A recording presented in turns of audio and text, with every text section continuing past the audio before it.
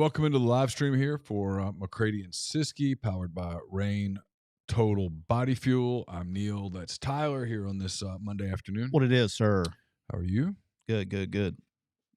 You got we got audio. Mine sounds low, or you just turn it down. Check. Oh better? yeah, that's Is that loud. better? Okay. Yeah. You're good. You're good.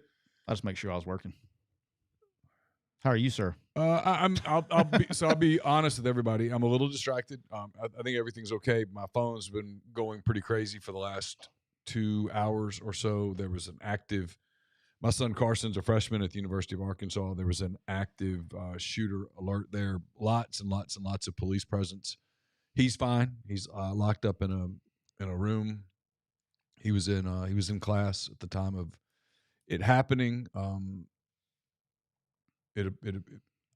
There's different reports about what's going on, about false alarm, or it's even possible that it was some idiot kid with a Nerf gun, apparently. Man, I mean, I know this. I'd rather it be that than the other, obviously.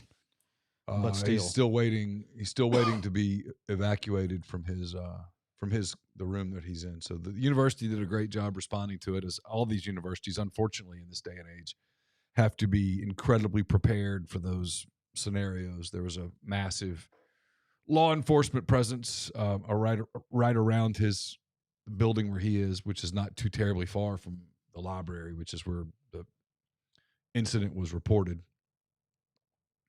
Yeah, I mean, I think I was telling you on the way over here. I think this is the fourth one in the last week. I know Iowa State, South Carolina yesterday. Yeah, Tennessee. Tennessee was the other one. I knew there was another one. I mean, it's crazy world, man. The world we live in, brother. Crazy world. I mean, and it's one of those things. Obviously, I'm not going to get into it, but I went through it with my kid this weekend. It's one of those things that nobody really thinks it's a big deal until it's your kid. You know what I mean? Oh, yeah, 100%. Like, people just kind of – immune's not the right word. People have gotten so scar tissue over all these reports over these years that it's really, to a lot of people, it's not important unless it's their kid. It's kind of sad. That's the world we're in. Yeah. I apologize for being distracted. But he's updating us. I have 2 other children in Northwest Arkansas. They were not on campus, but yeah. Thank you. I hope it was nothing but a hoax. I mean, obviously that's what we want it to be. So, I think he's in a good spot. Yeah, no, he's fine. I've had lots of people call and check and stuff, and appreciate that very much. He is safe and sound, and I have talked to him, and I have texted with him, and he's good. Apparently, everybody is good. There were, so it's a test of my theory that applies across the board. It is absolutely true. In the wake of news, rumors fill the void. So you see it like with football, with preseason camp. Yeah. They cut off most of the access. Rumors fill the void. This is true. In this situation, lock everybody down. Nobody knows anything. What fills the void? Rumors. Oh, yeah. I heard I heard 2 people were shot. I heard there's 3 shooters. I heard there's a shooter's barricaded himself. All this stuff. Those things rumors fill the void. So you always have to be aware, if you're a consumer of news, if you will, that where there is no news and you hear things that suddenly come in as news, you should absolutely be skeptical before you jump to think that those things are true. And then now the new thing, and like he didn't fall for it, but some of his people that he's friends with fell for a couple of things. These troll accounts, dude, are so fast. If you if you get on Twitter right now and search Arkansas active shooter, you see so much crap. I mean, we got suspects, we got videos, yeah. And I'm like, I've seen this video before. Yeah. You know what I mean? Like, it's wild, man. But people, hey, I mean, Nico, was it last week? He got suckered for a parody account, got him. I mean, it gets everybody, man. Was it the no 3 versus on 3? Kickback. We're not talking gun violence in week 1 of college football. So let me walk you through this, my friend. I'm a human being. See, I'm a person, and there's an 18-year-old person in my life who's one of the 3 most important people in my life. Shares your last name, right? And like I'd die 1,000 deaths for him every day, over and over. So when there's an active shooter situation less than 0.2 of a mile from where he is and he's locked in a classroom, I don't give a fuck about college football in those moments. Not week 1, not week 8, not week 12. Not Super Bowl Sunday. I don't give a damn if they were playing the Super Bowl in my backyard, which would be an interesting thing because of the hill, but still. Okay? So have just a modicum, just smidgen of common sense, man, and compassion. Just a smidgen. I'm out. Well, I don't even ask for compassion anymore. Just don't be an idiot. Like that right there is being an idiot. That makes you an idiot. Mm. Just for just a moment, think, hey, maybe there's more to life than sports. And this is one of those moments. We're going to get to it. We're going to break a whole friggin' deal, We're going man. to talk about it. But just when we do this, we just got started. I was opening up by telling you, hey, I'm going to be a little distracted. Look at him. You can give me $5. Thank you. You just gave Google $2.50. They say thank you. What am I doing at work then? Well, see, we had a scheduled show. I could have canceled said show, but I didn't want to do that because Tyler had planned a show. He was coming over. Tyler was kind enough to say, hey, we don't have to do this. I'm like, no, we're good because he's okay. He's okay. And we don't have to do a discussion about my thoughts on gun rights. I mean, I'm a strong Second Amendment person, but we don't have to have that conversation. We'll let T-Guns handle the gun rights. And the whole gun-free zones, I'm generally against them because if you tell the bad guys that, hey, this is a gun-free zone and the good guys don't have guns, well, you know how that works. But luckily, that's not what we're talking about here, Kickback. You use your fake name. I'll use mine. My name's McCready, Neal McCready, and that's my son that I'm talking about. So we're good. Man, I despise people sometimes. But I like a lot of people. Most. Like my good friend Mason Brooks. Yeah. Former Ole Miss offensive lineman, former Western Kentucky offensive lineman. I haven't read his text yet, but he's texting to check on me. One of the cool things about sports is you meet a lot of people that you don't like, but you meet a lot of people that you do like. People that become real friends. Mason's a super, super person. One of those people that I did a show with once. It was called the Mason Brooks Show, and I'll say this before we get rolling. Mason, since we're talking about football, hey, Kickback, this is about football. Mason lost his starting job that year. Got a concussion in camp. Yeah, lost his job to Micah Pettis. Mm-hmm. Who there was a lot of pressure in that NIL era that was just getting started. Yeah, still exists today. To, hey, you got to protect the young guys because you can't let them bolt. And so Kiffin and Ole Miss made a decision. I'm not saying it was the wrong decision, but they made a decision to play Pettis because he was threatening to leave. And Mason was kind of the victim there. He lost out. He had 30 opportunities coming out of the portal at Western Kentucky, chose Ole Miss. It really didn't work out. We had committed to do the show. And he did it every single week. It was on time. And was on time. And despite the fact there were weeks where all he did was play on the field goal and extra point protection team. Yeah. Isn't that what you call it, protection team? Yeah, that's fine. Field goal kick team. He was a protection person. He was like a wing, yeah. PAT field goal. Great dude. I got to know his mom, his grandmother. Grandmother, salt of the earth woman. I hope she's doing well. Mason, I think, is trying to play in Canada right now. He made a couple of practice squads in the NFL. Never quite got there. He and I have a promise that if he ever plays an NFL game, I'll be there. Can you boot this motherfucker if I figure out how to do it, I'll do it. I can't deal with this motherfucker today because I'm trying not to be pissed off and I'm trying not to say fuck too many times today, but I'm about to lose my shit. Yeah, you're being a dick. Yeah. Stop being a fucking dick. Some people can't help it. I'm sorry your life is miserable. That you have no one that you love. Kick that motherfucker. Can you boot him, please? I don't want the motherfucker around. I don't want him fucking watching our show. I can boot him. Let's see. Fuck him. Excuse my language, Mom. I'll let you handle it for a minute, but I can't sit silent for too long. All right, let's get rolling. Thanks to everybody for being with us. Thanks for the moment there. Apparently everything's good. And the guy's being I never, if I thought my son's life was in danger, dumbass, we wouldn't be doing the show. I knew he wasn't in danger. That's why I said I literally had talked to him. Fuck him. But I was trying to find out what was going on his campus. Let's do the show and fuck this guy. I'm tired of dealing with him.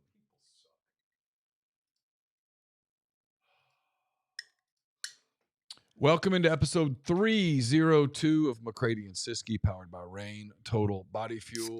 I'm Neal McCready. That is Tyler Siskey here on this Monday, August the 26th, week 0 of 25th.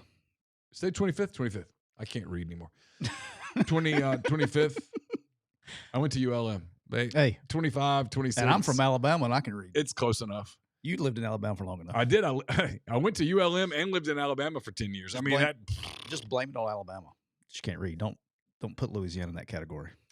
You know, at Alabama, being from Alabama, we always say that if it wasn't for Mississippi, we'd be last in everything. Shout out to the SIP, which I live there now too. In Louisiana, we just said, let's drink. Hey, did I ever tell you how do you know that the toothbrush was invented in the state of Arkansas? Because the guy just had one tooth. Because if it was invented anywhere else, it'd been called the teeth brush. There you go. Shout out to Arkansas. I lived there for 7 years too. We're all over the place anyway. Hey, did I ever tell you the story about when you did live in Arkansas for a while? 7 years. Yeah. I loved it. I actually enjoyed it. Jonesboro. Shout out Jonesboro. Jones Vegas. So Aaron, we moved to Jonesboro right when we got married. Okay, I was a GA there when we got married. And she's working in at the hospital in surgery at the hospital. And so as a nurse, she's really, my wife, especially right out of nursing school, really just trying to do her job correctly and all that stuff. Well, she gets a nasty call. She gets in trouble because she gets this thing that says, you forgot to take, you got to take the jewelry off. You got to do all this stuff. You got to make sure that they're ready for surgery.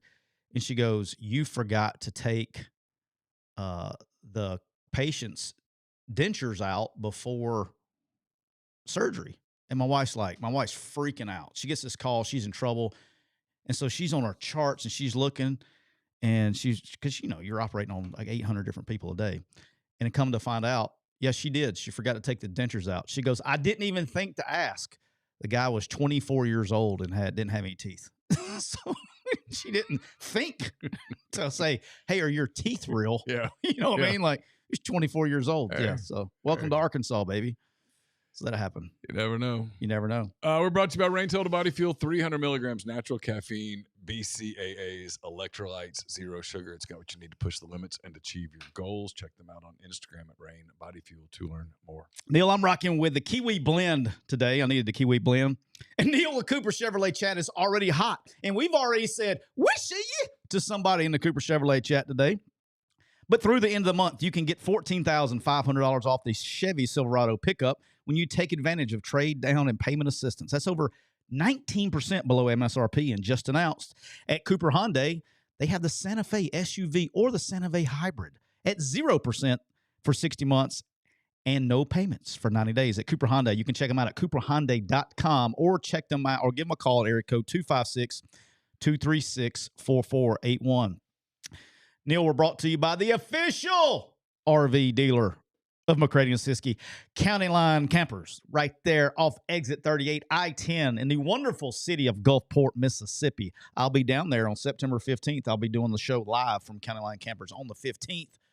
And right now, they have this weekend, check this out, huge RV open house this weekend, August 29th and 30th from 9 to 6. Every camper on the lot will be open all day for you to explore. You can start your morning off right with free donuts and coffee and stick around in the afternoon, and they have how-to classes on how to do hitch work and RV maintenance all throughout the day. And here's the best part. You could win a campsite cookout package, just like the Facebook page. So go to County Line Campers on Facebook, like their page, share the post, and comment camper to be officially registered. So check them out at countylinecampers.com. Don't forget to go to the Facebook page and sign up. And open 7 days a week right there. Exit 38 I-10 in Gulfport, Mississippi. Neal, we're also brought to you, which I'm getting done today.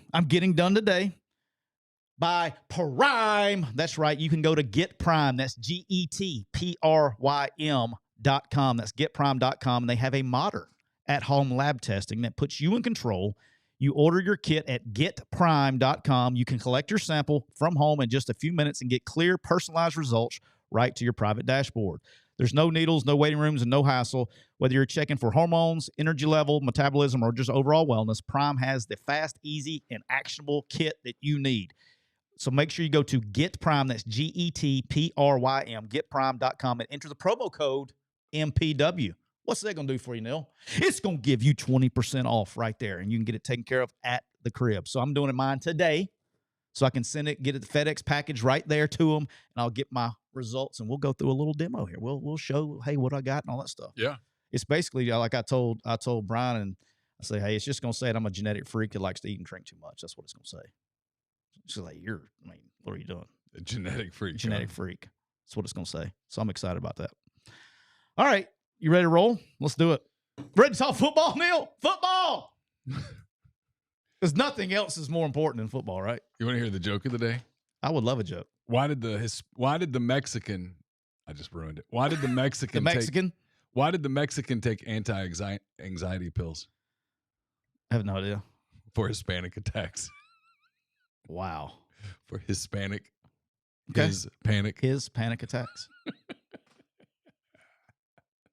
It's 2025. You know, there was a period about 5 years ago. If that gets you canceled, then we're all just There's a period about 5 years ago where they wouldn't elect that one, but now it's making a comeback. It's being silly. Yeah. Jokes are making a comeback. Yeah, it's play on words. Mm-hmm. Hispanic, his panic. Yeah, it's making a comeback. It's not really a stereotype. Love it.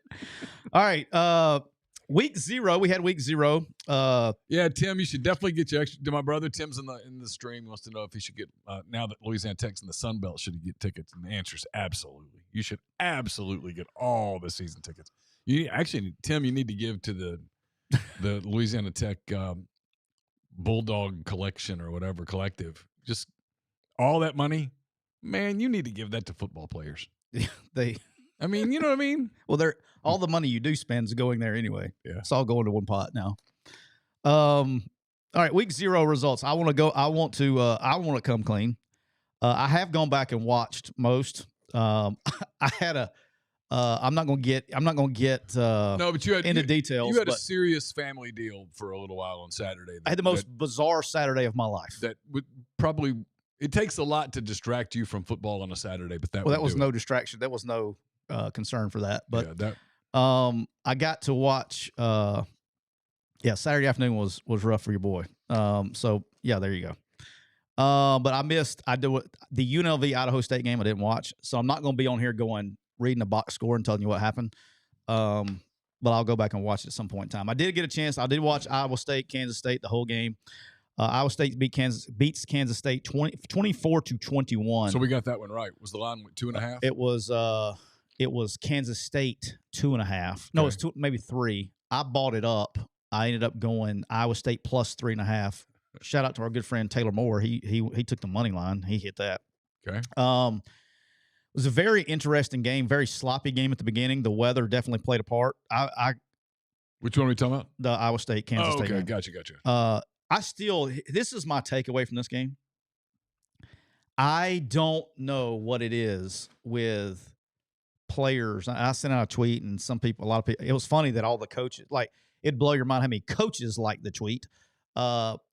Players are so concerned with what they look like on the field that they'll wear damn gloves and sleeves and everything else.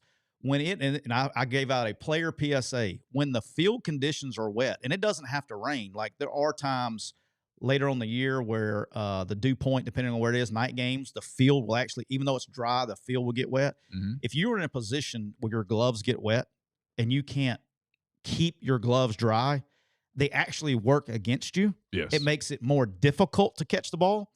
And then some guru on Twitter was like, well, Nike Vapor 7.0 new technology. And then he goes to put it in the palms. I just didn't have the heart. Like I wasn't in the mood to have some kind of Twitter fight. but I came really close to saying, well, it's a good thing. Maybe you should tell Nike to put them on their fucking fingertips because that's where you catch the ball. You don't catch the fucking ball in your palms, dipshit. Like, people are fucking stupid, and it pisses me off. So I'm having a stupid between that and all the Ole Miss fans. Not all of them. Some of the Ole Miss fans crying like little girls about Lane not playing fucking Bentley last week because he had a 12-yard, because he's 4B on the depth chart in an NFL team. He's 4B, and he had an untouched, nobody touched him, inside zone, clean look for a touchdown in a preseason game against the Bengals. Congratulations. I guess that validates why, like, who gives a fuck? Like, stop crying about it. The season starts in like 3 days. Still crying about it. Still fucking crying about it. And I just made the point that y'all paying that motherfucker $10 million a year to coach the team. I didn't fucking bench him. Someone please remind me to do the explicit thing. I do also want to go on record that Neal dropped the first F-bomb. That gave me clear conscience to say many of them today. All right. So that is true. That is true. It is true. I did. But anyway. He deserved it. He deserved every bit of it. But Iowa State in this game, they're over there wearing gloves and balls are just dropping. Punt. Dropped. Well, balls can we go back to Ulysses Bentley for just 1 second? Absolutely. Real quick. Let's do it. Why not? Real quick. Here's the one thing. I'm not going to sit here and pretend to know Lane Kiffin on some personal level. I'm not. I don't. We've had 3 or 4 conversations, I guess, in my time covering him. I like him. I respect him. I think he respects me as a journalist, but I'm not going to sit here and pretend that we're buddies. We've never hung out in a social setting. So I'm not going to be the guy that tells you that I know him. But I kind of know this part about him and would be willing to bet a lot of money. Okay?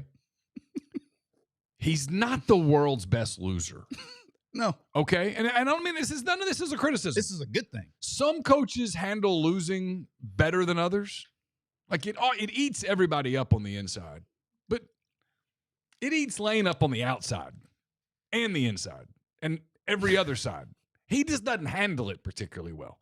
So if Lane Kiffin believed, I'm not telling you that he was right, and I'm not telling you he was wrong. I don't know.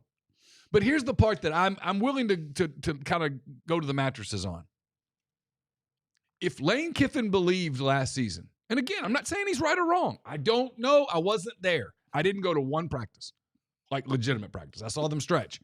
They stretch really well, consistently, the same stretches, day after day. No, did he? No, they do. They do the same little drill, come back, run their stuff. Yeah. If Lane Kiffin believed that Ulysses Bentley IV would have given him a better chance to win at Florida, he would have played. There's no doubt. Now, doesn't mean that he shouldn't have done it, but if Lane Kiffin had believed that Ulysses Bentley IV gave him a better shot to win that game, he would have done it, because let me just tell you this. Lane Kiffin really wanted to make the playoffs. Like, you think you as a fan wanted to make the playoffs? It doesn't even register on the desire scale for how much he desired to make the playoffs. If Lane Kiffin could have said, I took Ole Miss to the playoffs, he would have rather said that than I didn't take Ole Miss to the playoffs. And if that meant playing Ulysses Bentley at strong safety and running back 80 snaps, he'd have done it. He'd have done it. Okay, so the decision could well be wrong, but I don't know. But the whole, well, there was something sinister, or no. They just didn't believe he could get it done between the tackles. They didn't believe in their offensive line. When you don't, there was just stuff, and it's like, and people, here we are all these months later, and people still want to relitigate it, and that's just not it. And then they do the media. You guys should interrogate him. All I can do as a media person, with no knowledge of like what's going on behind the scenes, no knowledge of like the film. I didn't study Florida film that week. I didn't, none. I guess I did whatever Pete and I did for that hour and a half that Wednesday night going into the game. But like, I didn't sit around in my free time and study. You're really locked in that Florida's night. lock 7, front 7. But you're really locked in that time of the week. But I'm going to guess they did. I'm going to guess that Ole Miss looked at the film. I think that's a fair assumption. Solid assumption. Solid. And they saw something that said, "Hey, we got to do these different things." And here's the other. I'm not talking down to fans either. This is the thing that's, because 90-something% get it, but more than that probably. But Billy Napier and his staff, they schemed Ole Miss too, and there was a calculated gamble that they could make it work. And look, it didn't work. But last year, all you had to know about Lane Kiffin's feelings about Ole Miss's running game was that Their leading rushers on short yardage plays were J.J. Pegues and Jackson Dart. Mm-hmm. He didn't want to run the quarterback that much. And he didn't run J.J. because he thought it was a cute story. He did it because he kind of felt he was their best short yardage back. He's got size.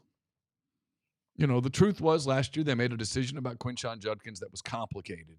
And in many, many, many ways it worked because you wouldn't find a team that had better chemistry than that one. That was a very close, evidenced by the fact that only one player pulled out of the bowl game. A meaningless bowl game. Great job by the collective, too, on that, by the way. It was collective, but it goes beyond collective because some agents could have talked guys into not playing. I do think that the collective role in that probably gets underplayed a little bit. It does. No, it does. But you understand my point. Yeah, I do. It wasn't all of it. The higher end ones could have sat out and been taken care of. 100%. Jackson Dart would have gotten his. Dart. He would have gotten Nolan, his. The first round guys could For have sure. got Trey Amos would have gotten his. Absolutely. And those guys played. And it speaks volumes to the chemistry that was built. And I'm not sure that chemistry would have existed had Quinshon been on the roster. That being said, they missed Quinshon. Or some players. Or it opened up some players may have left. Up some room. But regardless, the chemistry wouldn't have been the same. But that doesn't mean that you don't miss Quinshon. Sometimes decisions aren't black or white. They are very shades of gray. And that was one. I have worked with Lane Kiffin. I know him. I 100,000%, million, thousand, bazillion % trust his decisions on personnel. Worked with him long enough to know that he knows he's pretty damn good about what he does.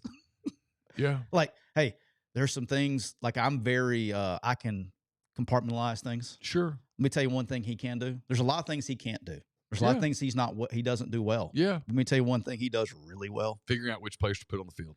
Offensive football. Yeah. He's really fucking good. Yeah.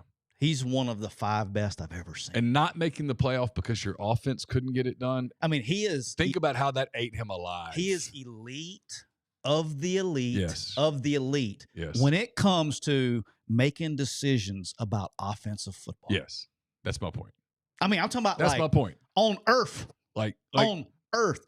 So I find it, I would much rather trust the guy who is literally one of the best people on earth than sit there and listen to a bunch of people whine and bitch and moan and complain and act like fucking teenagers sometimes on a board or social media. Sometimes things just don't work.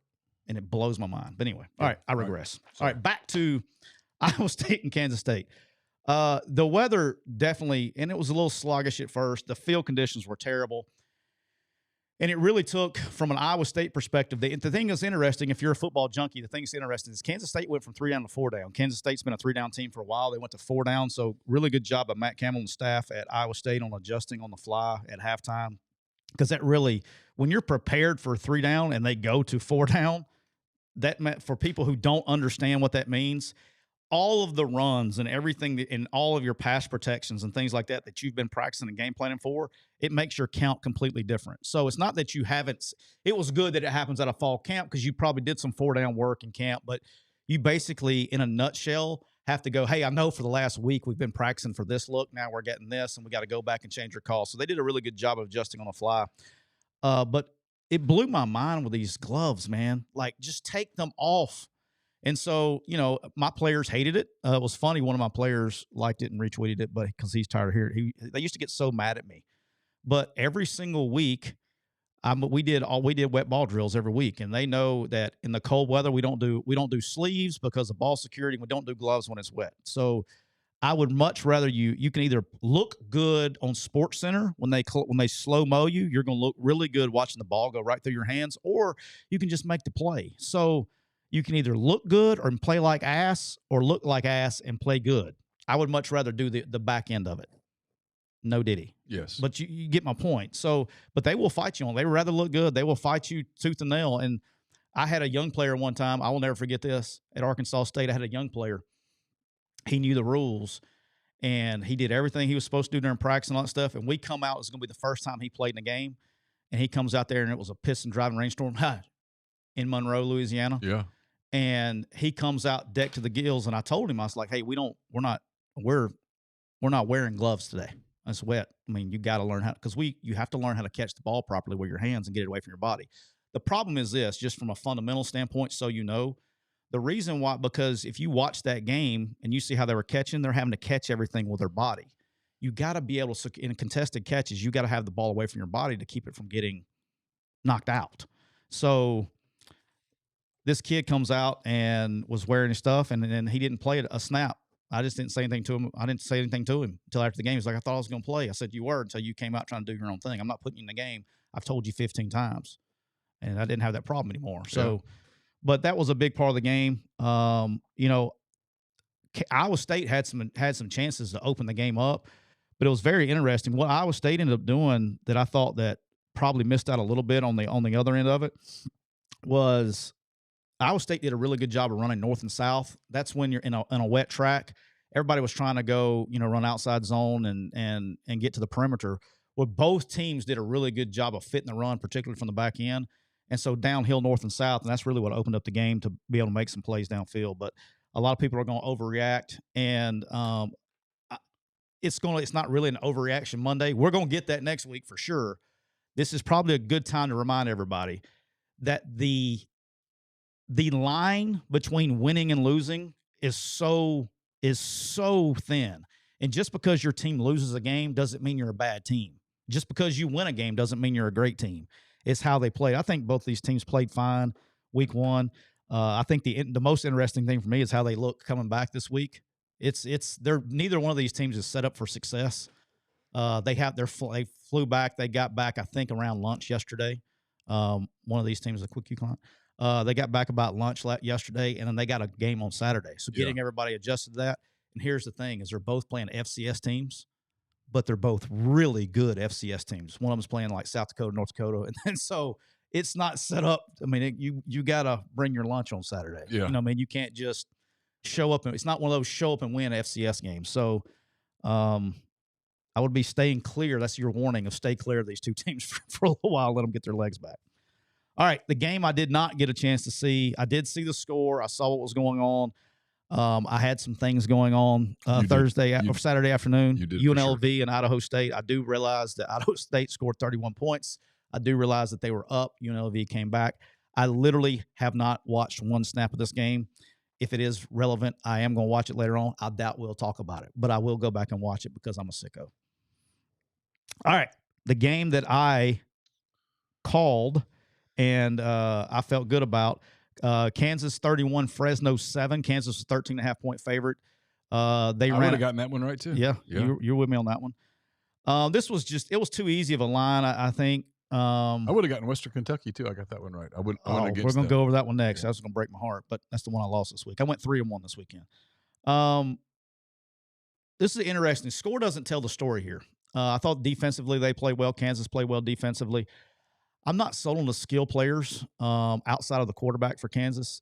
There were so many drives, Neal. We were talking about like how things changed. There were so many drives where it was 3rd and 6, 3rd and 7, 3rd and 5, and then Fresno had the right blitz on, could pressure the quarterback, and he would make a guy miss in the pocket. Like unblocked defenders, showing like we talked about. Now, you got to give Jalen Daniels, where he's different than Anthony Richardson, is he knew where his pressure was coming from, and he would make a guy miss that had a free runner on him and extend plays and extend drives.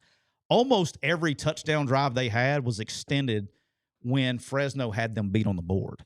So your concerns as Kansas moving forward is, okay, what does that look like when they're playing a really good team that you can't out-athlete on that? Yeah. They got some protection issues they got to worry about. And then skill player-wise, besides the quarterback, Jalen Daniels he looked really good extending plays, but that's how they kind of extended that game and took over. Defensively, Fresno had no answer for them up front either. All right, the game I lost, the game that broke my heart, Neal, Western Kentucky 41, Sam Houston 24. It didn't break my heart about who won and lost. So I literally picked this game damn near exactly what was going to happen. I literally said when we were doing Criteria Club, I said this game, I can see this game being a 17-point game, and I know Longo is going to try to score at the end. I can see them scoring and bringing this out in the garbage time covering. So I said I took Sam Houston plus 10.5. All right, I'm probably the only. I was watching this one on my phone, sitting in the hospital room. Sam Houston, Neal, is down 17, and they have the ball second, and with 1 minute and 40 seconds to go, they have the ball 2nd and goal from the 1 yard line. And I'm like, we're fisting to score here, cover this bad boy. What happened? Play action took a sack. We go play action from inside the 1 on 2nd and goal. And my man takes a 9-yard sack. I was like, you got to be fucking kidding me. That was the difference between my perfect weekend. That was a 2-unit swing for me. Yeah. Tough, like, come on, guys. Tough life, man. Come on, guys. But look, I think it's going to be the quarterback at Sam Houston is really athletic. Don't know if he can throw it as well as Phil wants him to do it and his skill wise. But hey, I think they're going to be okay. I think Western Kentucky was probably the surprise. I think they look not a surprise, but I thought they looked really good for early in the season, particularly on offense. And then the last game, Hawaii and Stanford. I had Stanford plus 3.5. Here's the story of this game. You know, I got a chance to watch all this game. I went back and watched it. I missed the first half, but I went back and I saw the second half live, and I watched the first half last night. Stanford got to a point, Neal, where they looked like old school Stanford. I mean, they were leaning on Hawaii, and they were just gutting them with run, gutting them. And they get in a situation, they got a chance to make it a 10-point game. They're driving. And they, again, tried to get cute and went play action, and the quarterback throws a strike pick. I guess I couldn't tell if it was the outside backer or the nickel, but the guy's in his face, and he just throws a strike right to his face, and he picks it off. They go down and score, whatever it was, to tie it. They were up 3, had a chance to go up 10. They go down and tie it.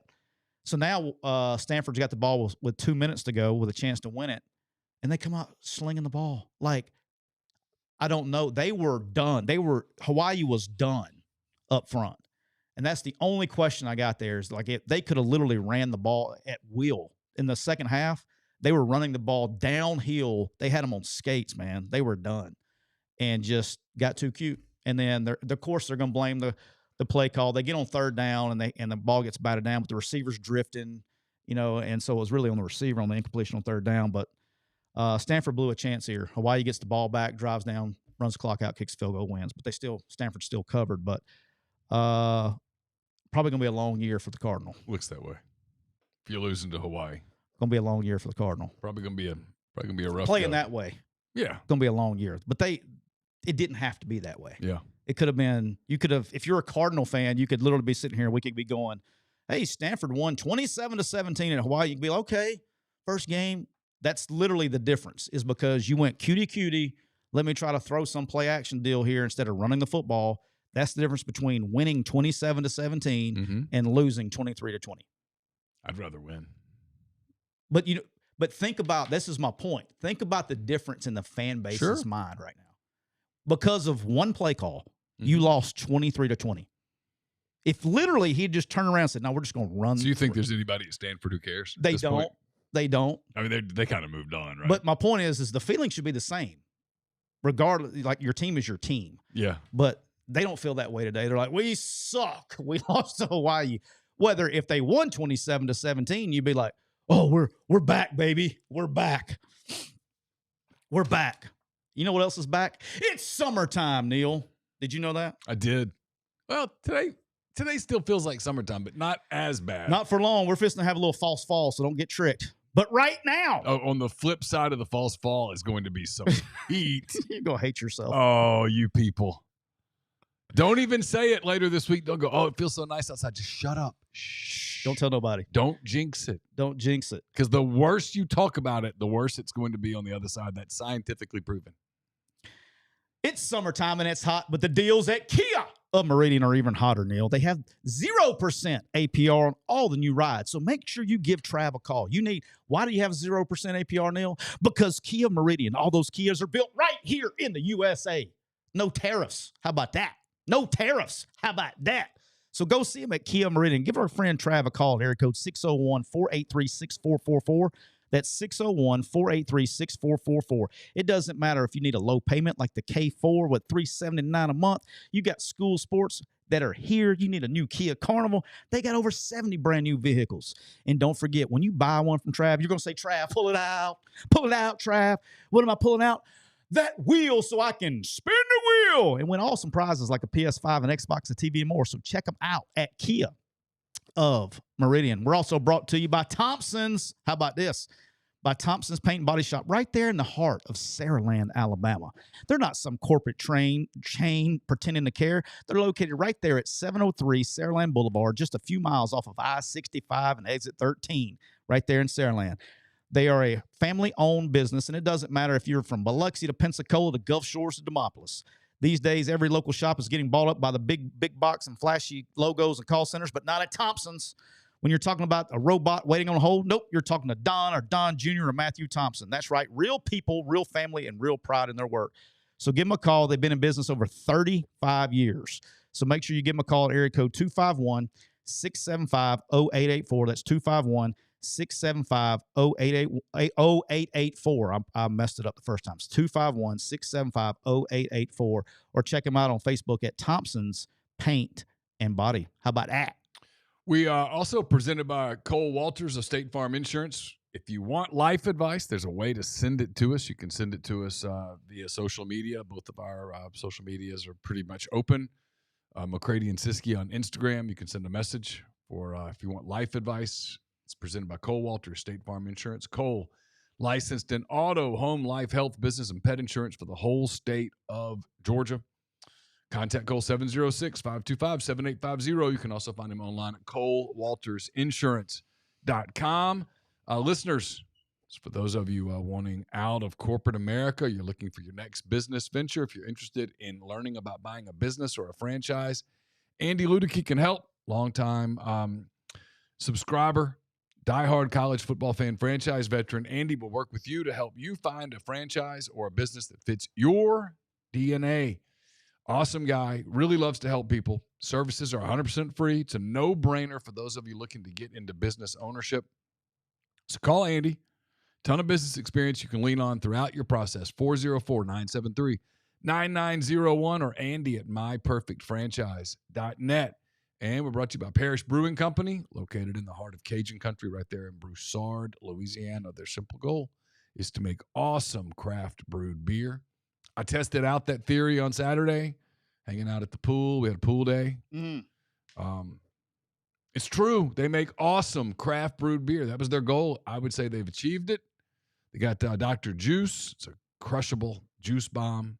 Excellent for a hot summer day. Also, Ghost in the Machine, a double IPA. Absolutely fantastic. Whatever you're looking for in beer, Pilsners, lagers, porters, IPAs, look for Parish Brewing Company. You'll be glad you did. How about that? Neal, we got week one. We had heat outside. One last Saturday off. Laura said, "You want to go hang out at the pool?" I said, that sounds good. Popped open a couple of beers. We had dinner plans at 6:45. It was 4 o'clock. And I said, you know what? I'm going to go take a nap. Or else I'm not going to make dinner. Took about an hour and a half. It's funny when you day drink. When you day drink, it's like you don't call it at my age anyway. I don't call it getting buzzed or feeling good. I was like, I just feel a little sleepy. Yeah, I just went and took a little sleepy time. She said, "You're not turning the TV on?" I said, "Nope, I'm gonna sleep." Love it. All right, Neal. Week one preview. It is here, boys and girls and children of all ages. Week one is here. I'm excited. A lot of really good games. We'll talk about the SEC games and games that got my attention. We'll start with Thursday. First game on. I think this is like 4 o'clock, maybe our time, 4:30. On Thursday, Boise State is traveling to South Florida. That's what Chase was saying. 4:30. 4:30. I know it's early. Boise is favored by 6.5. Neal, I got upset alert on this one now. I got real legit upset alert on this. I think Vegas is kind of overcorrecting from last year and getting people to buy in and all that stuff. I definitely like South Florida to cover. Oh. This is on my list of. This is probably gonna be on my ticket to figure out what I'm going to do this week. Games that pique my interest. I think South Florida with the returning Golish is there. I think he's done a great job there.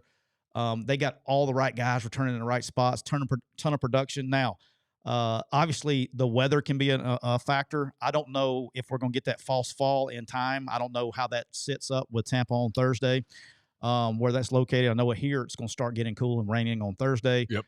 But this game right here has got my attention all over it. I like, if you tell me weather is good, I like South Florida here. So I think Boise's kind of living a little bit off last year, but I like South Florida in this game. SEC game will start Thursday. Central Arkansas at Missouri. Only thing I'm interested here is Eli Drinkwitz has said he's going to carry which is interesting. I'm going to get your opinion on this. I don't know if we got a whole lot of time to talk about it in discussion, but Eli's going to take his quarterback battle into this, basically this game and see where it's at. Just think it's one of those things you got to be careful about who you pay in the offseason, and you got a lot of money sitting on the bench. Things can get interesting there quick. So I'll be interested to see who gets the nod eventually, but that's why I'm watching. I'll be watching the quarterbacks and see how they look. It tells me there's some guys on that roster that are buddies or supportive of the guy that's been in the program for a while. And before you hand it over to the new guy that you brought in, sometimes you need just a little more evidence that you're doing the right thing. I think I saw that at Ole Miss a couple years ago with Jackson Dart, Luke Altmaier. Luke was very popular on the team, been here. They brought Dart in. Giving him a real opportunity. They played it out a little longer. Now they had the benefit of, and so does Eli in this case, the benefit of you're not losing Thursday night. So you can do some things and maybe you're not losing to Central Arkansas. I know, I was laughing because people told us that one time when I went into a halftime losing to them one time. Yeah. Made for a fun halftime speech. I bet it did. But you weren't losing the game. They're not. Yeah. Missouri's not losing to Central Arkansas. I've been down 10-7 to him at halftime before. That wasn't a good offensive conversation at halftime. He's got not what I was expecting. He's got time to fix it. So we'll see. Nebraska -6.5 at Cincinnati. I'm all in on this one. This is in Kansas City. In Kansas City. Mm-hmm. So versus Cincinnati. Matt Rule year 2, Dylan Raiola year 2 with Dana a whole offseason. I really like what Nebraska's been doing. I like Nebraska in this one. That's probably going to be on my card. They're definitely an underlying. Really interested in seeing what Matt Rule looks like this year with this team. A year 2, Dylan Raiola. A year 2 with Dana, because Dana came in late towards Holgorsen came in late towards it. Seeing his improvement. All right, Friday grind. We got 2 good games on Friday, by the way. Friday grind. Arguably one of the most interesting games of the weekend for me, just because it's going to answer a lot of questions. Auburn -2.5 at Baylor. Big game for Auburn. We know that they got to get started off right. The Boo Birds will be out, and probably regardless of what happens, they either lose and they're out or they don't win enough. But Baylor's a sneaky good team now. Baylor's legitimately a good football team. Mm-hmm. I don't care what anybody tells everybody. If you market a dub or whatever, however you do it, Baylor's good. And so I think Auburn is good. Somebody's got to lose, obviously, right? But I think this is a really, really, really, really big game to get the season started, because I think Auburn can build some momentum before they head into the Oklahoma, A&M, Georgia run coming up here in a few weeks. So obviously a big game. We've talked about it to ad nauseum. So we'll see. Friday night, 6 o'clock, 7 o'clock on Fox. I don't think this will be one of my games, but if it were, I know which way I'm going, and it's probably not the way that everybody would think I would go. Well, I don't know which way, because one show you like Hugh, one show you don't like Hugh. So which one is it? It's not really about Hugh.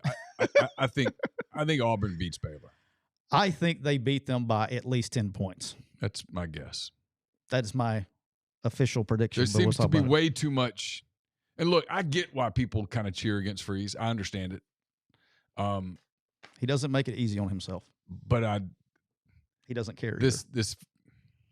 Yeah, he does. Not anymore, because he doesn't. We've already shipped that sell. There's no coming back from it. Okay. Because he used to really care. I think Auburn wins. I think Auburn might win convincingly, but it'll be interesting. Look, if it's a game late, there's a lot more pressure on Hugh Freeze than there is on our guy at Baylor. I actually think they're both under the same, now in their own worlds. It's not the same because it's Baylor, but he's under pressure too. He is, right. So if it's close, everybody's asshole's gonna be tight. It's nothing like what it's going to be for Freeze if he loses on Friday night, brother. I mean, there's no spinning. Brother. There's no spinning this. If Auburn loses Friday night, 11 o'clock Texas. Twitter's got Auburn fans can't wait for the Texas-Ohio State game to start soon enough on Saturday. I mean, this thing gets ugly for Freeze. Can you imagine social media on Friday night? Yeah. I can imagine it. Yes. Whoa. It's coming. It's sooner or later. It's coming in. Whenever that happens, it doesn't matter if it's Georgia. Yes, but there's a difference between it happening at the Georgia game. Probably not much. Yeah, I don't know, dude. These people are crazy. Dude, I'm just telling you. I think Auburn's winning. But if you told me that Auburn lost, I'm telling you there's a world where Hugh's in deep trouble September 20th. This is a must-win game for Hugh Freeze. It just is. I know you disagree. They all are. Yeah, this one's different. Yeah. It could definitely not lead to good things. I agree.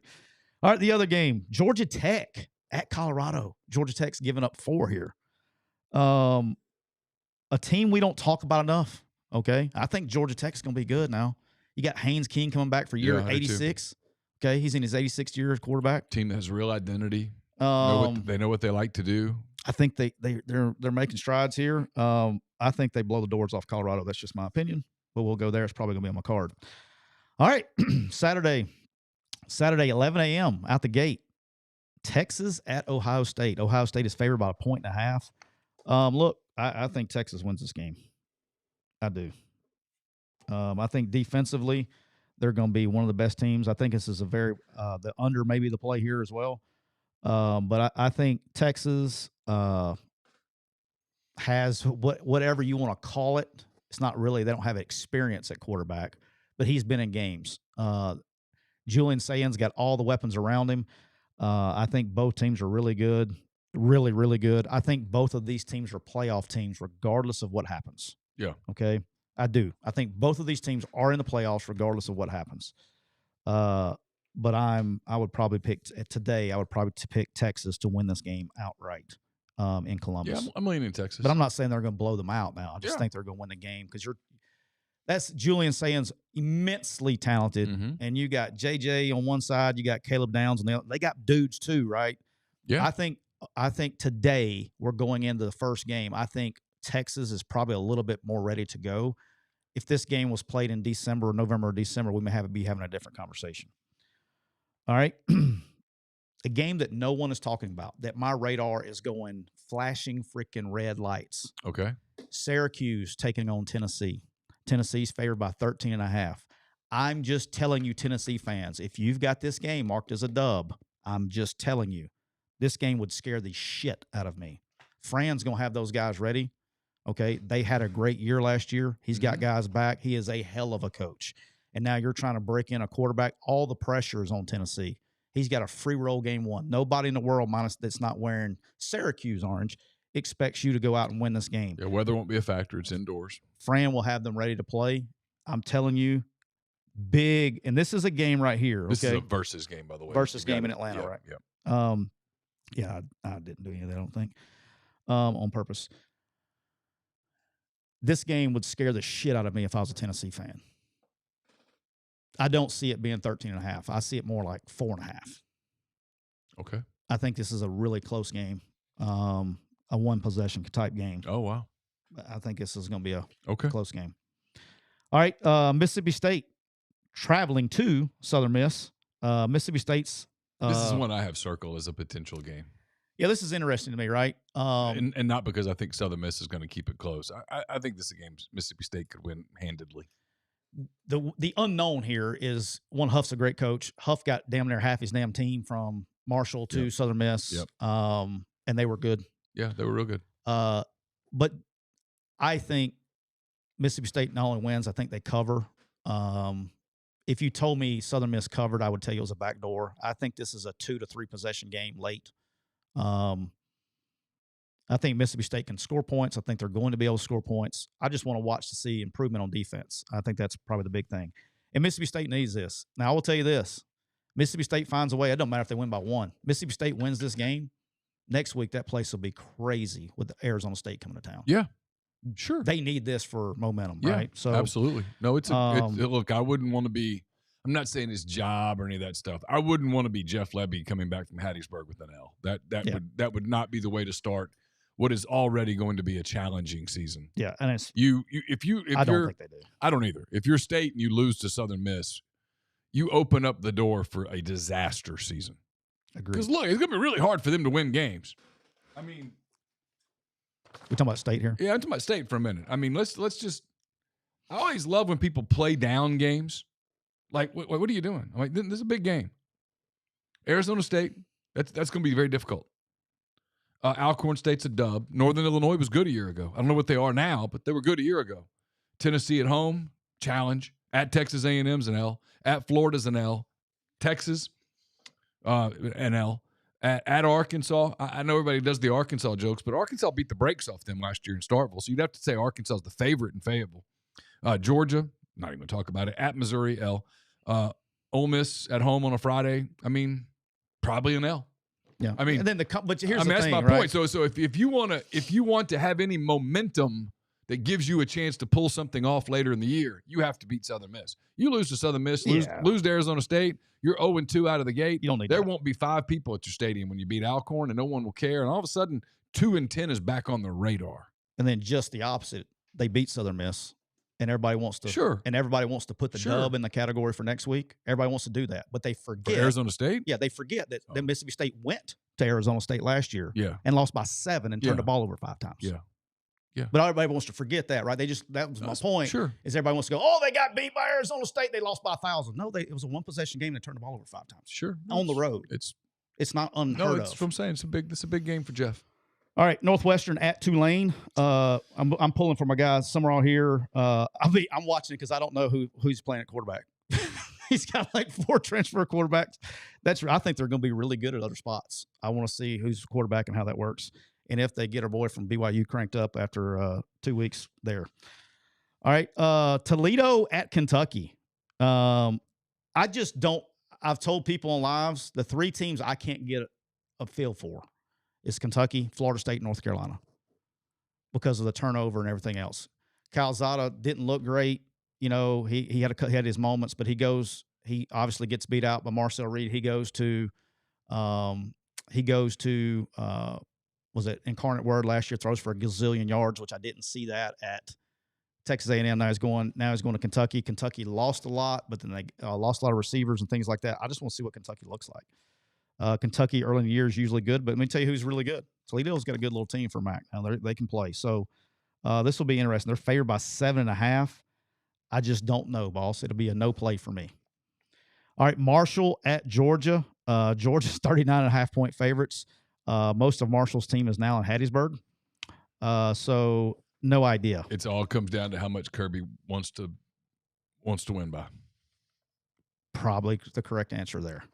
Matter of fact, I would say that is the correct answer. It just depends on what he thinks. All right, Alabama 13.5 favorites at Florida State. I'm just letting you know right now. I'm just go ahead and let you know when it comes to Mega Rain Thursday. This is very likely this is on the card. Well, this and if is it's on not, mine. If it's not on my card because you're playing it, I'm going to be nice. When I go to put my real money on it, this will be on my card. Well, this will be absolutely one of my I may games. look for alternate lines to see if I can juice my odds. This right here, that game. This has blowout written all over it. Like we said this, and we always say it, but like, look, you can talk all the shit that you want to talk. Don't ever talk shit to them. Like, you don't want to give them a reason. I don't understand why anybody Sneak does up. it. Like, do what Vanderbilt did last year. Just don't talk. You sneak up on them, and then you bust their ass. No diddy.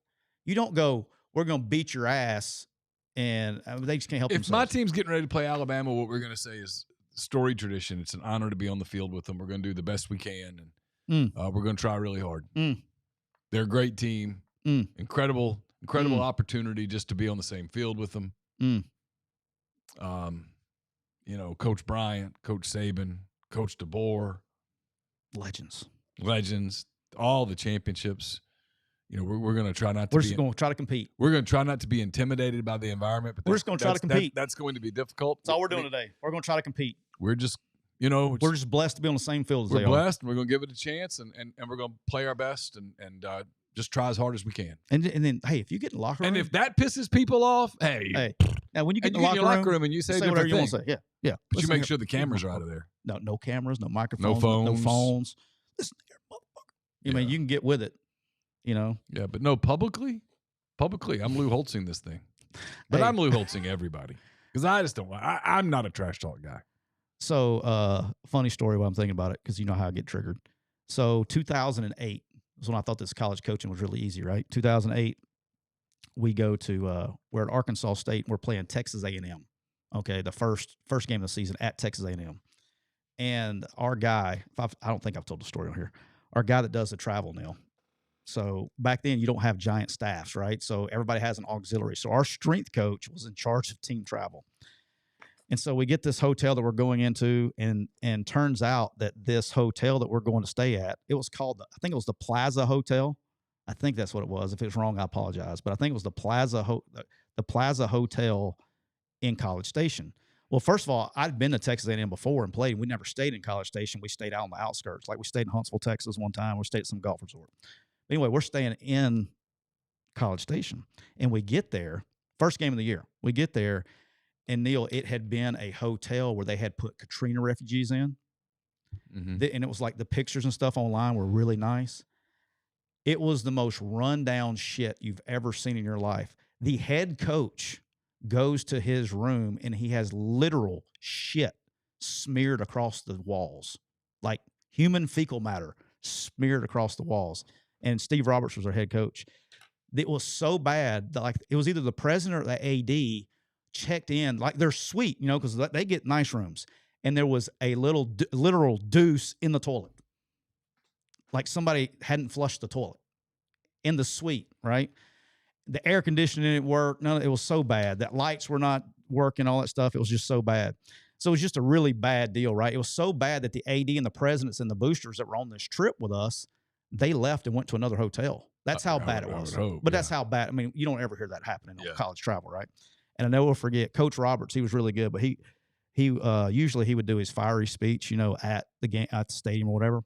We're at pregame meal, and he never spoke at pregame meal. And when we say the prayer, all that stuff, well, he had done had enough. And we're at the pregame meal getting ready, and like Texas A&M was like, I don't know, it'd been like 7 or 8 years since they had lost the home game. They were on that streak or whatever. And he said, oh, it was 3 games. He said, let me tell you what, since 19 whatever, only 3 teams have come in here and won. He goes, let me tell you what about, he goes, every one of them stayed at this fucking hotel, though. We're going to go kick their ass. And we won the damn game. He said everybody was so pissed off that they had to stay at this damn game. How about that? It's like, it's the first time I heard you cuss, Coach, but it was good. That's crazy. It was bad, dude. It was a wild deal.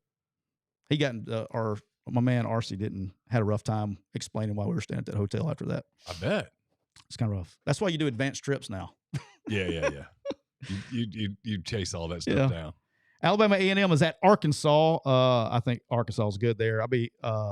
This should be a quick and easy game for them. I think they'll be fine there.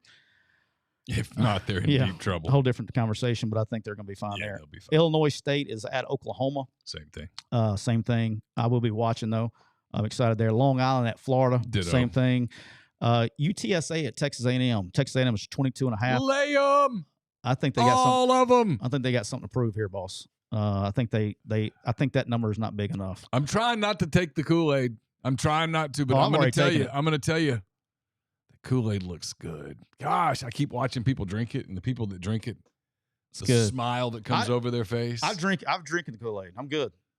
I'm in. So when I haven't had a sip yet. If they go 8-4 again, guess what? You can make fun of me again.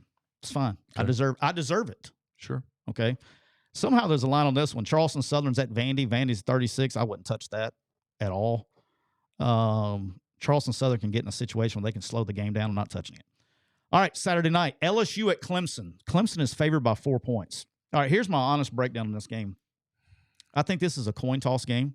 Mm-hmm. I honestly don't know which way I would go. I think they're both playoff teams.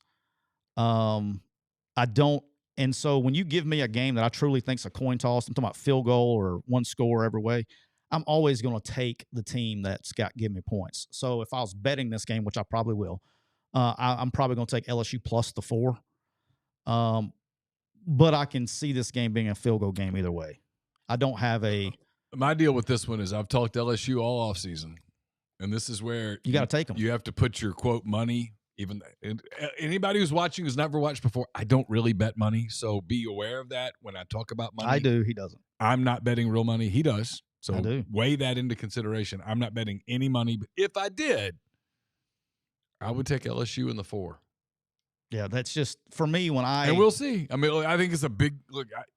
I know there are people that if LSU loses this one, will try to play it down a little bit. Like, oh well, I think this is a big game psychologically for LSU. Yeah, I think it's a lot. It's not as big of a game as it was 5 days ago, but I do think it's still big. Donovan, thank you for the super chat. He says, lock of the week. My Vols will dominate Syracuse. They'll cover 13.5. Our O-line will be better than last year, and we always run the ball effectively. Thank you for the super chat, Donovan. Good luck to your Vols. Donovan, I'm glad you're playing the game at 13.5 to keep it moving for guys like me. I think we missed another super chat earlier. Let me grab it. I'm sorry. Quick. No, that's okay. Austin. I can't see him. Austin had a super chat, but I don't see. It was $1.99. I don't see what the post was. Thank you for the super chat. And then I don't know. My stream does not. I got it. Right Austin said the G5 team this year will be Memphis or Tulane. A lot of Tulane buzz. I have a feeling it's going to be somebody like Liberty because of the schedule. That's kind of where I'm at on that. The G5 is so messed up. All right. Georgia State at Ole Miss. Ole Miss is giving up 38 points. I'm going to be honest with you. If I was betting this game, which I'm not, I would probably take Georgia State plus 38 because that just tells me they got to score one time. There's just too much. There's going to be my feeling is Lane's going to try to play a bunch of people. I don't know if this is true or not. Sammy said Auburn just dropped its depth chart. Hugh has 28 oars on it. I would too. I mean, I would not have a single thing on the depth chart that wouldn't say R. I just wouldn't put one out. Well, just so you know, Ole Miss didn't put one out today. It's because Lane's running shit. I know. Lane gets everything he wants. Mm-hmm. They will eventually have to put one out, and when they do, if I was a coach, I wouldn't even. It would just say one, or. There's no way I would tell you who a 2 is. Yeah. And I would mix it up. I would say, since I said or, I would put like who's really my third team guy starting. I'd mix it up. But Georgia State at Ole Miss, 38 points, a lot of points. That just tells me they got to score once. TJ Finley coming back. He'll be the starting quarterback for Georgia State. Yeah. I just think Ole Miss is going to play a ton of guys, and that could lead. I mean, you would be, if you bet Ole Miss minus 38, your asshole is going to be tight the entire game because it takes one garbage town, one guy they're trying to get reps and blowing a coverage, and it could be 42-0 with 4 minutes to go, and it takes one guy back there blowing a coverage for you not to cover. That would be scared shitless city. Lane typically covers this game, but not always. And so new guys too. And they've got 2 league games in a row coming up after this one. So they're probably gonna pull the plug. I guess I'm trying to be a common sense guy here. Yeah. All right. Game that I'm very interested in. I think a lot of people are going to bet this. I probably won't. Virginia Tech against South Carolina. South Carolina's getting 8. Neutral site game. Yep. South Carolina, for whatever reason, they've won them, but really has not played well under Beamer game 1. I mean, they had that scare last year against Old Dominion. And now you're throwing in a Virginia Tech aspect to it, to where he grew up, his dad was the coach and all that stuff. This one would scare the shit out of me if I was a South Carolina fan. Not that would be the only reason. They haven't played well at the gate. They got 6 new starters up front. New safety. They got basically 7 of your 11 brand new starters on your defense that carried your team last year. You got Virginia Tech, who is, I'm not saying that South Carolina's not going to beat Virginia Tech. I'm just saying it's a very scary game. I'll be watching it. The way South Carolina has come out of camp the last few years. All right, Sunday night, Notre Dame minus 2.5 at Miami. Look, this is going to be what I'm super locked into this one.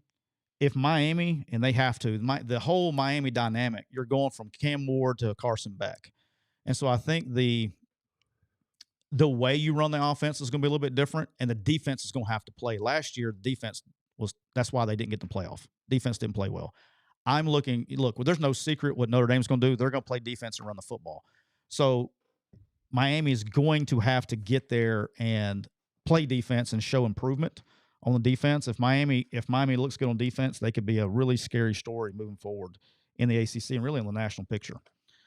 All right, Monday, TCU at North Carolina. They get the Bill Belichick premiere prime time, Monday night. As I told you earlier, North Carolina is one of the teams that do not have a good feel for.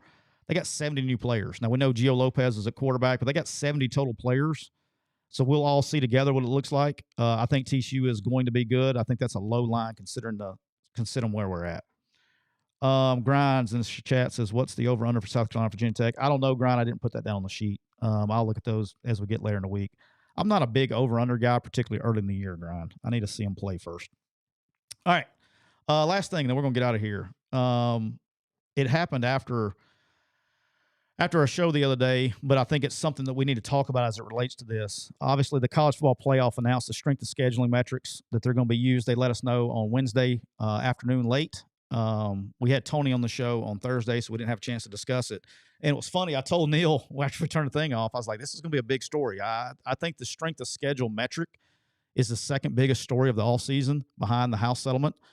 They're going to use basically two different metrics to ensure that. And I told Neal afterwards, I said, the next thing that's going to happen is the SEC is going to go to 9 games.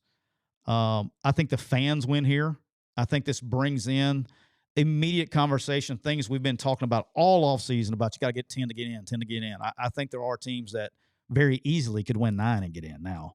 Not everybody, but basically for the nutshell, the fans that don't know, they're not going to penalize you for losing a high-ranked game.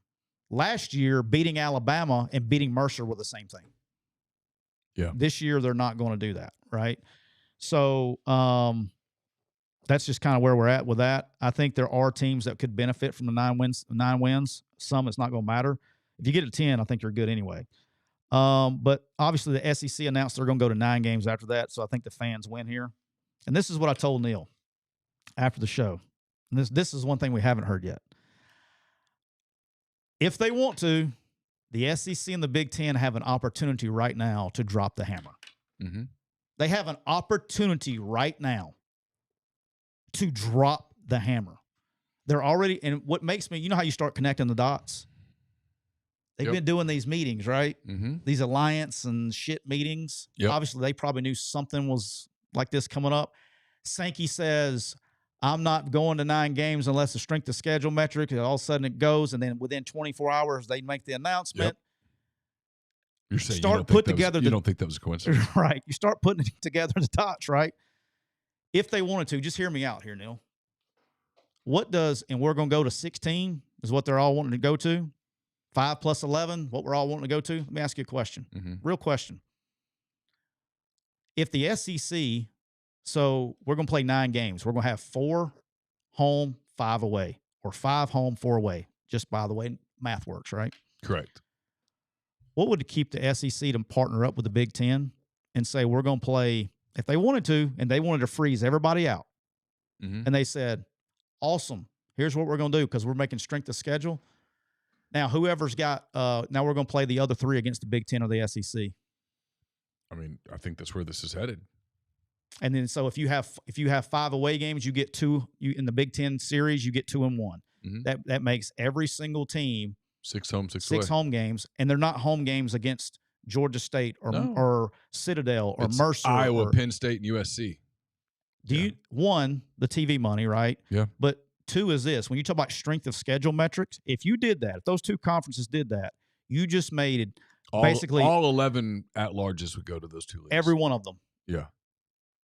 Every one of them. Yeah. Plus the 2 bids you get automatically. Yeah. So you just guaranteed yourself 13 spots. I mean, realistically, you probably wouldn't get 13. You'd get 12. But you'd get 11 to 12 every single year. Well, you'd have to, if they're really doing strength of schedule, then the other 2 conferences are going to have anything to stand on. Well, and those conferences will dissolve because people will try to, Well, I've been saying this for a long time. It's where it's headed.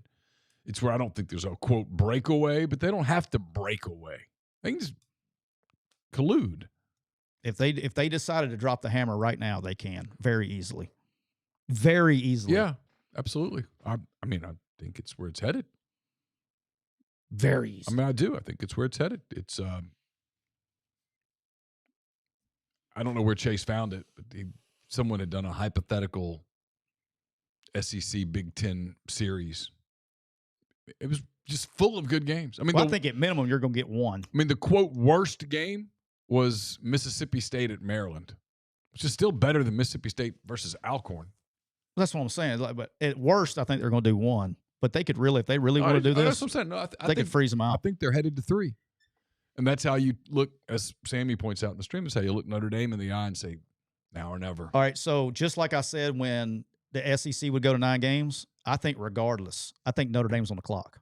Regardless, I think they're on the clock. Yeah, I do too. Because the way this metric's going to work, like last year, even though they were 11-1, even though they went to the national championship game, a loss to Northern Illinois at home would have probably dropped them below in the metric because they're going to hammer you for bad losses. Right. Part of this deal is they're going to reward you for good wins.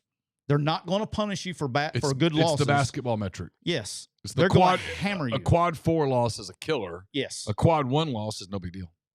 Like, who cares? Exactly. And so I think Notre Dame is on the clock regardless. So we will see as that plays. And I've told somebody else this today. Someone was like, well, problem with that theory is you're taking away home games. Play 14 instead of 12. And here's the thing for the people that my argument against those people, 2 things. One is when you have 6 prime home games, ticket prices will rise. They'll go up. That's one. So you're going to make up money there. People will, you're not, when you give up, like. And the TV money will make up for any Georgia State game or whatever. Well, I mean, like Ole Miss's schedule, for example, Florida's, Arkansas,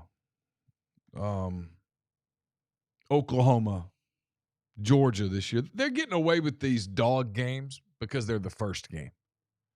But later in the season, like, I hate to pick on Ole Miss here, but I know their schedule because it's the team I cover, and I don't know anybody else's.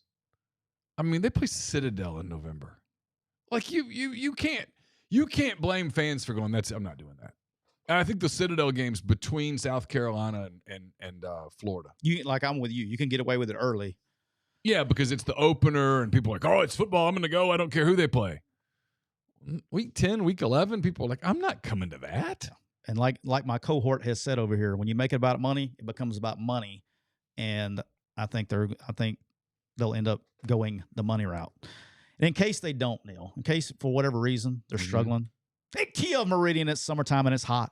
But the deals at Kia Meridian are even hotter. They have 0% APR on all the 2025 new rides. So go give them a call at 601-483-6444. That's 601-483-6444. Doesn't matter if you got if you want a K4, if you want a Kia Carnival, it doesn't matter. Give Trav a call. He's going to get you hooked up and ready to go. And don't forget to tell him, hey, Trav, I heard about you on McCready and Siskey, so you can spin the wheel and win awesome prizes like a PS4, a PS5, an Xbox, a TV, and more. So check them out at Kia of Meridian. We're also brought to you by the official RV dealer McCready and Siskey, County Line Campers. Don't forget, this Friday and Saturday, August 29th and 30th from 9 to 6, they will have an open house all day where every camper on the lot will be open. You can start your morning with how-to classes on hitch work and RV seal maintenance, all that stuff, and all the RVs will be open so you can walk through. Reminder, they're exit 38 I-10 in Gulfport, Mississippi. Make sure you go on all their socials and Facebook. Go to Facebook, okay? Go to Facebook, share their post, and comment camper on their post about the open house, and you could be registered. That's right. You could be registered for a brand new campsite cookout package they're going to give away. And don't forget, if you mention the show, they're going to give you an extra $1,000 on your trade appraisal. So check them out at countylinecampers.com. We're also brought to you by Get Prime. That's GETPRYM.com. That's GETPRYM. It doesn't .com. That doesn't matter if you're checking your hormones, your energy level, metabolism, or your overall wellness. Prime makes it fast, easy, and actionable. You can go to getprime.com, get whatever kit that you need to get so you can get your at-home lab results. Enter the promo code MPW at checkout, and you can get 20% off at checkout. That's getprime.com. And as always, brought to you by Thompson's Paint and oh God, I got freaking tongue-tied. How about that? Tongue-tied there. Thompson's Paint and Body Shop, the real family-owned body shop in the heart of Saraland, Alabama. They're not some corporate chain pretending to care. They're located right there at 703 Saraland Boulevard, just a few miles off I-65 and exit 13. So, AJ played with them yesterday in the golf tournament, and then AJ's playing again today, but they won first place and a nice little gift there. They won a nice little prize. So how about that? He's fired up about that. These days, it doesn't matter whether you get these big chains that don't care about you. If you call Thompson's, they're going to it's going to be Don. It's going to be Don Jr. or Matthew Thompson. That's right. Real people, real family, and real pride in the work. It doesn't matter if you're in Biloxi, Gulfport. It doesn't matter if you're in Panama City, if you're up in Demopolis, Birmingham. It doesn't matter. Give Don and the folks over at Thompson's Paint and Body, give them a call, and they will get you checked out and taken care of. And if you tell them that you heard about us on McCready and Siskey, they're going to give you an additional deductible assistant discount. So taking pride in their work. So check them out on Facebook at Thompson's Body Shop, or give them a call at area code 251-675-0884. And as always, we've been brought to you by our friends at Reign Total Body Fuel. 300 milligrams, natural caffeine, BCAAs, electrolytes, zero sugar. It's got what you need to push the limits and achieve your goals. Check them out on Instagram at Reign Body Fuel to learn more. We'll be back on Thursday with our picks for the week. Make it rain! And we will, till then, we'll talk to you then. Have a great first part of your week. See you on Thursday. Bye.